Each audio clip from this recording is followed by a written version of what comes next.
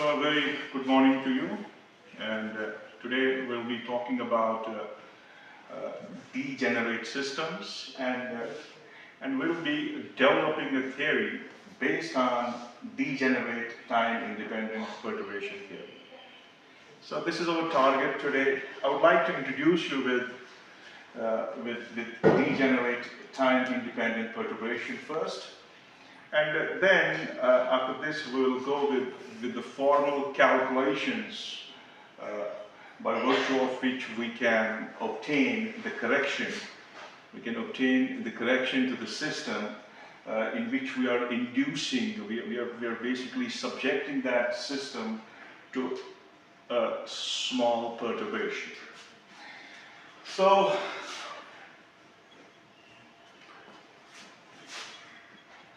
I have reached to the end of this. Okay, I have to go like this. So as we know about degenerate systems, what we have, you can see that this degenerate time-independent perturbation theory, we execute this theory in quantum mechanics to handle those systems where we have degenerate energy levels. And we understand what degenerate energy levels are. We understand that corresponding to each energy eigen function, you can have a range of, you can have same values of energy eigenvalues. And we have those examples that are based on chemistry, where we talk about the orbitals. And what is an orbital in chemistry? Generally, we call it a region in an atom where the probability of finding an electron is maximum. If you rightly go back to that configuration based on atomic orbitals, what you have s orbital, you have p orbital. And you can talk about p as px, py, and pz, right? Now, what is happening is that the electrons who are living in these orbitals, they will have the same energy. You will not be able to differentiate the energy of one electron with another electron, because they are all occupying the same orbital. They are occupying the same probability density that you are calculating for these electrons. So what we have here is that we extend non-degenerate perturbation theory by addressing the complications that are introduced by these energies. Now, what is that? What does that mean? If I write down the correction in, say, I'll take the eigenvector. So it is sine n1. It is sigma, n is not equal to n, and you have psi m naught, you have h prime, you have psi m naught, and then you have divide by E n naught minus E n naught. Now, for degenerate system, this E n must be equal to E n, right? So we can see the framework that we have developed for non-degenerate system, that's not workable here, because for E n naught equal to E n naught, the correction in your eigenvector will go to infinity. So you are not able to extract any information about the system by using the formalism that we have used to understand the non-degenerate system. This is what it is trying to tell us, that we have to extend that non-degenerate perturbation theory by addressing these complications that are introduced by the energy level degenerates. Okay, so how does the degeneracy comes in action? Degeneracy occurs when two or more eigenstates share the same energy. So you have two or more than two eigenstates, they are sharing the same same kind of energy that I was trying to tell you, that you have these orbitals. You cannot differentiate the energy of the electrons in those orbitals where they have the same energy.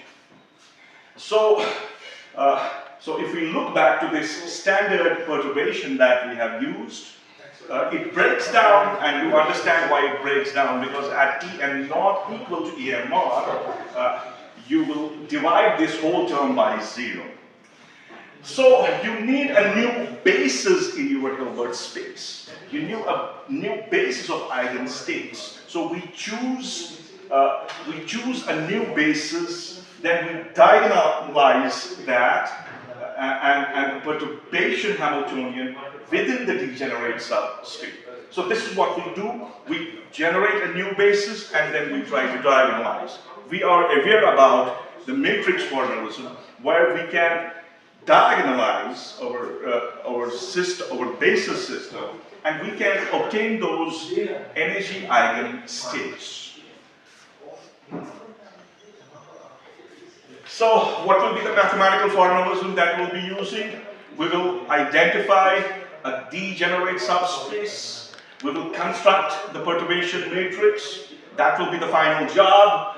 We'll diagonalize that and diagonalize the perturbation matrix to find the correct 0th order states. And we can calculate the first order energy correction at this state vectors. So this is the framework that we have to use to actually go into the domain of degenerate systems. And it certainly does have applications. It has probably the same kind of applications that we have for non-degenerate systems. It has application in understanding the fine structure correction in hydrogen atom, Zeeman effect, where you apply the magnetic field, there is splitting of these magnetic lines. You have Stark effect, you apply an electric field, there is splitting of energy levels, and crystal splitting in solids, as we understand, and the modifications in energy band formation in semiconductors. So these are some of the important applications of degenerate perturbation theory. So to summarize this introduction, what we have to go with degenerate perturbation theory, and we have to address the splitting of energy levels. As I said that when such kind of energy levels interact, they come towards you, you will not be able to differentiate one energy from another energy, because they all have the same energy. So how can you disturb that degeneracy? And we believe that it's the perturbation, and we will see that the perturbation that you will introduce in the system, that will differentiate one energy level from another energy level. So, so this is the summary of the topic that we have been talking about. Now let's go with the actual formulas. So what we have,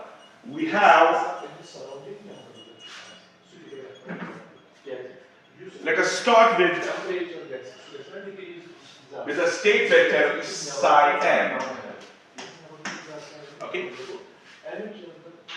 Start with the state vector psi n, and then we have a Hamiltonian operator acting on the state, and this will lead us to the energy En. Since your Hamiltonian is a Hermitian operator, you will be left with the same energy eigenfunction. Right? Clear? So this is my Hamiltonian. Okay? And this Hamiltonian is composed of the Hamiltonian of the unperturbed system and the small perturbation that you are introducing in the system. So I can think of this Hamiltonian as H cap as H naught plus H prime. Right? Now what I do, I have the Hamiltonian. This Hamiltonian encloses the original Hamiltonian of the system, which is 100% calculable. You can calculate that Hamiltonian. And then you are introducing a small perturbation to your system. And since we are talking about the degenerate system, we have to write down our eigenvector. If I choose my eigenvector psi n, I can write it as the superposition of some bases. So this psi n I can write as sigma a alpha psi and alpha, where this alpha runs from 1 to f. So I am writing my eigenstate psi n as the superposition of the states, and these states have f-fold degeneration, because you can see that there is discrete addition of these levels. So alpha is going to have the values from 1 to f. So there is having those f levels who have that state of degeneration. Clear? Okay. Now, let me first try to see the value of sigma alpha. I want to see the value of this sigma alpha. And for that, what I will do, I will multiply, I will take its complex conjugate, right? You have an equation? I will take its complex conjugate. So I will take the complex conjugate.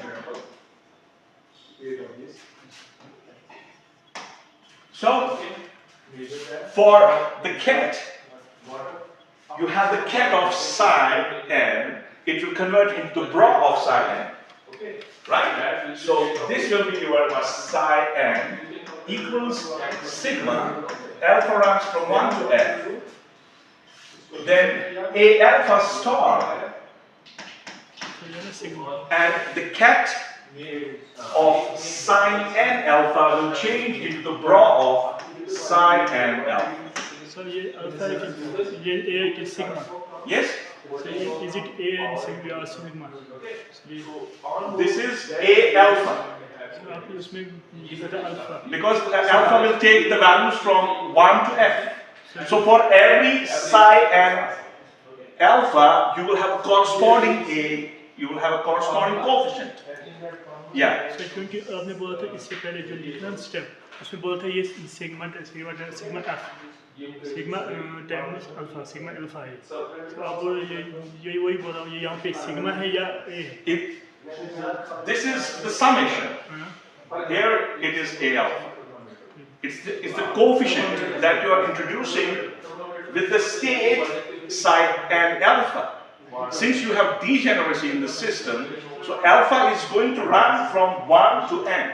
So you will have discrete superposition of all these states that you define as the state psi n. Clear? Okay. So now what I'll do is I will take the inner product of these two. So you have equation 1, and we call this equation 1, and you have equation 2. Now let's take the inner product.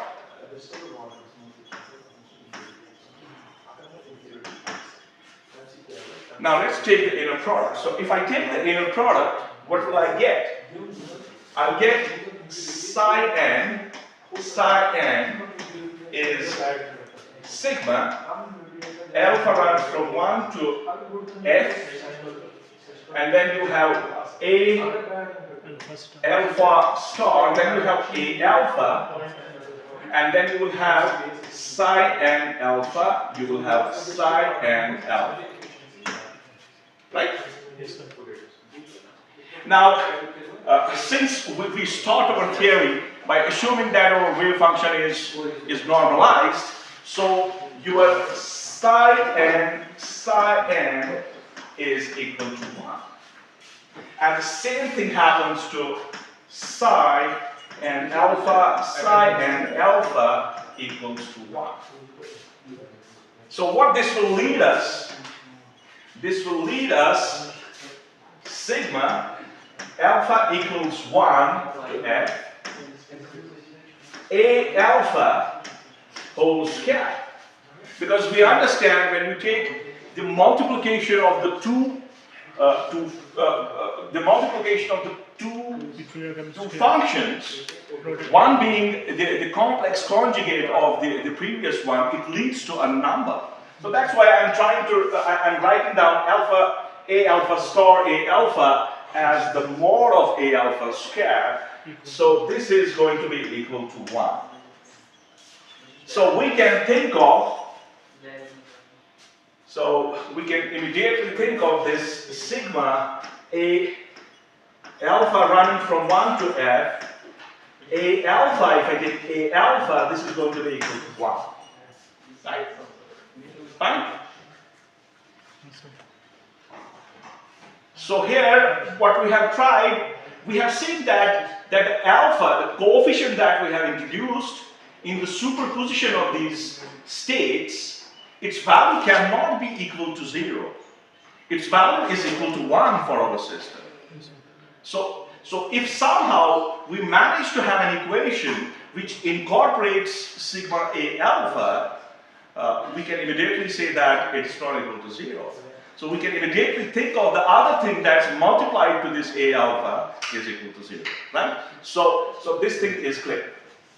Now let's go back to our problem. What's our problem? Our problem is h psi n leads to en and psi n. This is our problem. And we have predefined our Hamiltonian. This Hamiltonian has two parts. It has an unperturbed part of the Hamiltonian which is exactly solvable, and it has a perturbation term that's introduced in the system as h prime, right? Okay, so this is h psi n. Should I write h prime a alpha psi n alpha sigma? The alpha runs from 1 to f. I can do that, right? And I can do the same thing to the right hand side. So I will have sigma here, I will have a alpha here, I will have en here, and for psi n I'll be using psi n alpha, where this alpha runs from 1 to f. Come on. Yes, sir.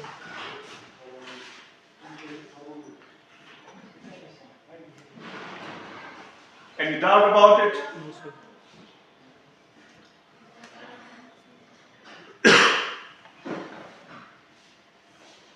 Can I proceed? Yes, sir. Okay, now what should I do? I should introduce my Hamiltonian, right? So let me introduce my Hamiltonian. So what I'll have sigma alpha running from 1 to f h naught plus h prime times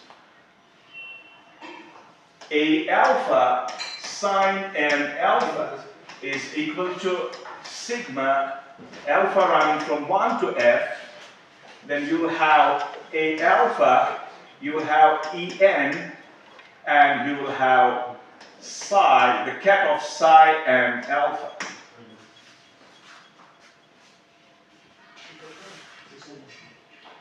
Now let us choose another basis in the same Hilbert space as a bra of psi and beta. Right? Now let me choose a bra vector sine and beta, and let me multiply the equation that we have on the top of the board. Let me multiply this equation from left using the bra sine and beta. So what's going to happen here is we will have alpha equals 1 to f. Then you will have the bra of sine and beta. Then you will have h naught plus h prime, and you will have sine n alpha, I'll close it, and this is multiplied by A alpha, right? And this should be equal to sigma alpha running from 1 to f. So the ket of psi and beta, then you will have En, and then you will have psi and alpha, the ket of psi and alpha, and this will be multiplied by A alpha. Right? Yes, sir. Clear? Okay, so we have chosen another basis in the same Hilbert space, taking the bra of that eigenstate and multiplying that equation by the bra of that basis vector. So now proceeding on from here, I can write down this is sigma alpha running from 1 to f. So you will have psi and beta, the ket of psi and beta. Then you will have h naught. Then you will have psi and alpha. Then plus sigma, I should keep sigma common to both. Then you will have psi and beta. Then you will have the h prime. And then you will have psi and alpha. And you will multiply this thing by A alpha. Right? And this will be equal to, in the right hand side, what you have the ket and bra. You have the ket of sine alpha and you have the bra of sine beta. In between is the energy eigenvalue. Energy eigenvalue is just a number. So you will get that number out. So I can write down this as sigma alpha running from 1 to f. So En is going to be outside, and inside you'll be left with psi and beta and psi and alpha. Right? Okay? Multiply A alpha. Yeah. It has to be multiplied by A alpha. Come on. Now tell me, what will this give me?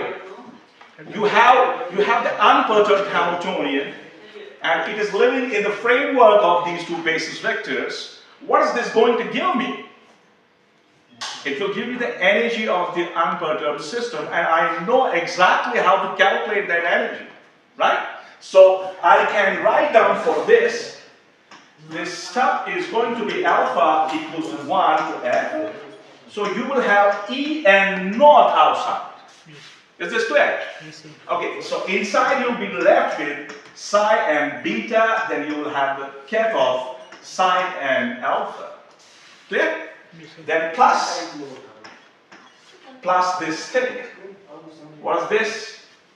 I think I should go on the next page. Is this clear? Have you written it down? Yes, sir. Come on, you take your time to write it. So you understand why I write down En naught here, right? It's a number, it's exactly calculable using unperturbed ideal systems where we can calculate this Hamiltonian. Can I go on to the next?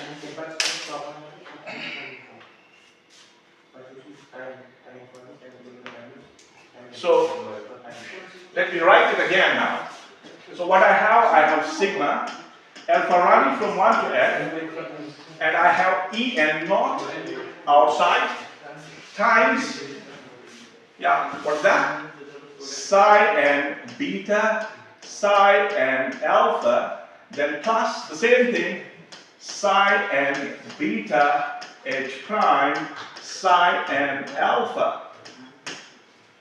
This is all multiplied by A alpha, and this is equal to sigma En and psi and beta and the ket of psi and alpha.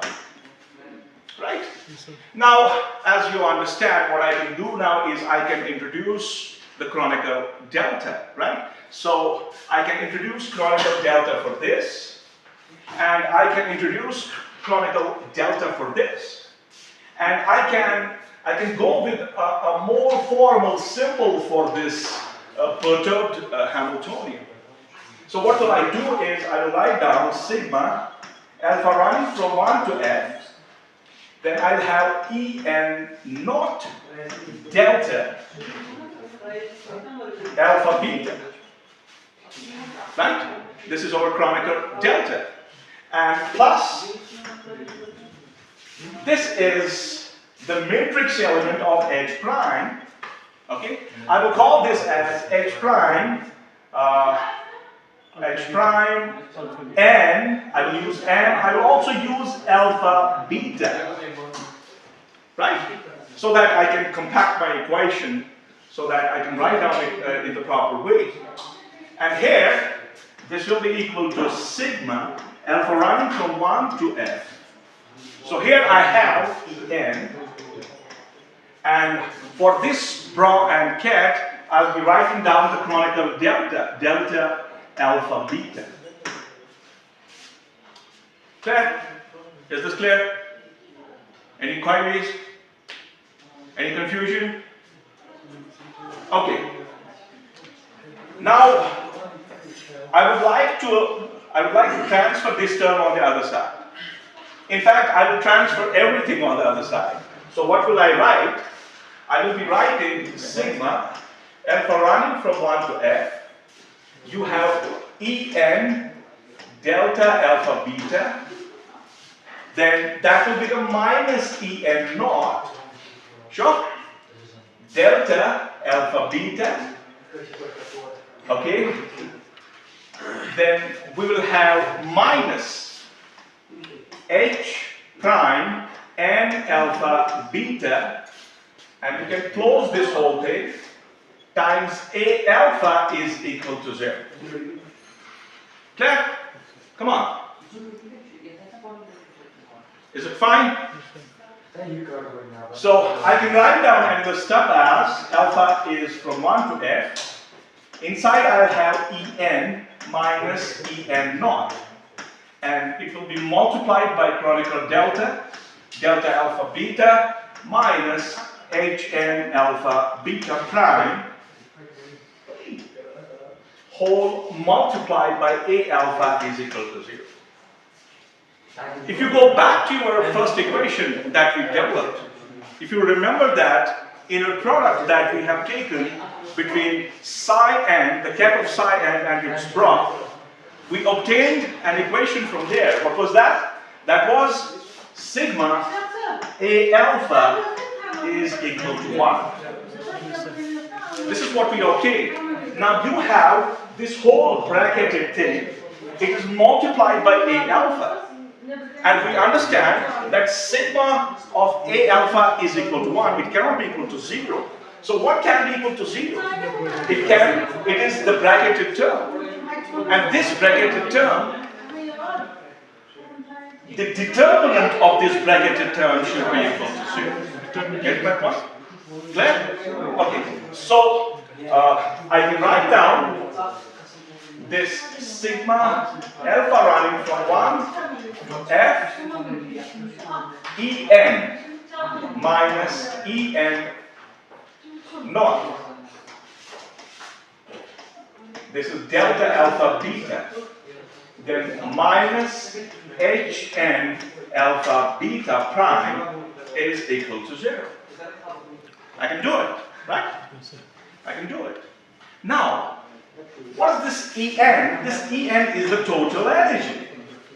And this energy is basically the summation of your unperturbed energy and the energy that's introduced by the perturbation on your system. So this En is basically En naught plus En1. Now what is this En1? This En1 is the correction, it's the first order correction to my system. So you can immediately see that En minus En naught is equal to En1. Can you see it? Now what can I do then? So here, the bracketed term that you have, I can use the first order correction. The first order correction in energy as En1. So what will happen to our equation? Our equation will boil down to alpha running from 1 to f, yeah, e and 1. Am I right? Then delta alpha beta, right, minus h prime and alpha beta is equal to 0. Can I write it the other way? I can write it alpha running from 1 to f. I can write h and alpha beta prime minus e and 1 delta alpha beta is equal to 0. Right? Clear? The determinant of this has to be equal to 0. And we know how to solve a determinant. Now let me write down the determinant. Now talking about this chronicle delta, it has an important property. What's that? It has a property, this delta alpha beta is equal to 1 for alpha equal to beta. And this delta alpha beta is equal to 0 for alpha not equal to beta. Now I can build my determinant, and your determinant is going to be a big one. And we can see we have diagonalized our problem because of the chronicle delta, right? Because you will have the terms that you will write in your determinant while alpha equal to beta will give the values. And where alpha not equal to beta will not add any correction to your Hamiltonian. Getting my point? So can I write down that? Let me write down. So we can think of a determinant like this. This will be h1, 1 minus en1. Another diagonal h2, 2 minus en1. Another diagonal h3, 3 minus en1, and so on and so forth. All the other elements will have, this is h11, this will be h12. Right? Then h1, 3. No, it has to be h21. This will be h23. And so on and so forth. You will not be adding en1. Why? Because chronicle delta will give you 0. Because here, H12 okay. This is h12, this is h13, and so on and so forth. Okay. So the similar thing will happen from this side. You have all those elements that you have on the diagonal of this determinant. There you are going to have the correction to your Hamiltonian.